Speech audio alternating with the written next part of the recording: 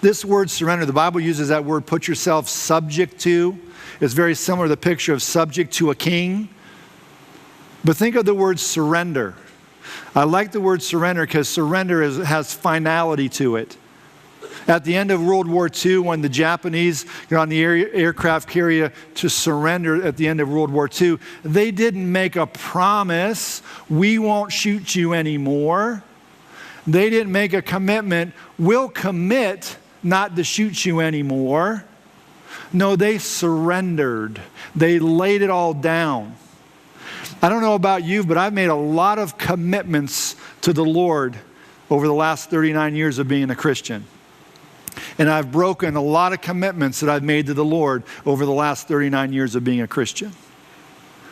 But when you surrender, you quit, you die, so that God can raise you up and live for Him. Listen very carefully to this statement, ladies. Give up to your husband. Don't give up on your husband. Did you get that? Don't give up to your husband. Don't give up on him. Marriage is hard and it's tough. And there's a lot of times when we want to quit. And so we just give up on our husbands, ladies. No, the Bible says here, as you subject yourself to him, you're giving yourself up to your husband. You're presenting yourself to him.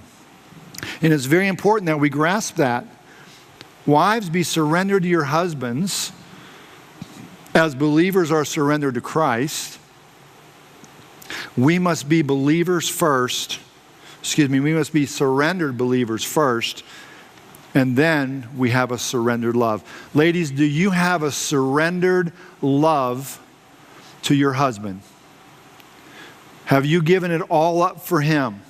Have you given yourself to him completely and not said, no, I haven't given it to him, I've just given up on him? And we live in a society today where that's what's happening. Women are just giving up on their husbands. I'm done with them. Someone else can have them. It's quiet in here today.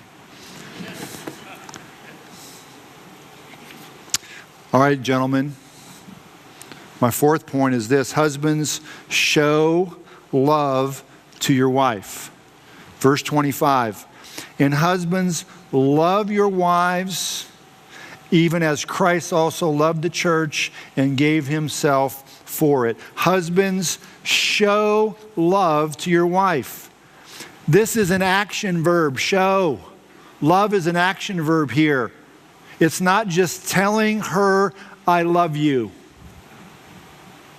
There's an old joke of an old married couple and they're in for counseling and the husband says, the wife says, he doesn't tell me he loves me anymore. How long have you been married? We've been married 62 years. And she says, as the pastor says, why don't you tell her you love her? And she says, I told her that 62 years ago. Nothing's changed. I still love her. It's more than telling our wives that we love them. Listen, and we need to do that, gentlemen. Tell your wife you love her. She needs to hear it. But it's also an action. Now, before we get too far into the action is not just sex.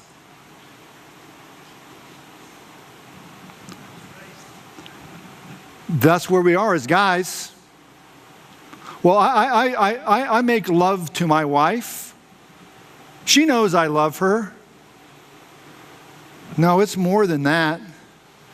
It's the physical, it's the emotional, and it's the spiritual.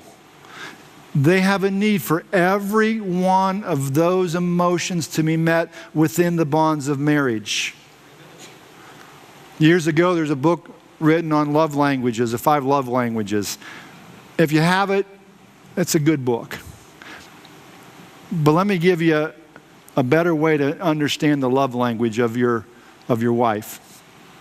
Man, if you have the proper vertical relationship with Christ that you need, if you love Jesus Christ first, if you can grasp in your heart, men, that you're part of the bride of Christ and you're to love Christ first with all that you have, that He is your groom,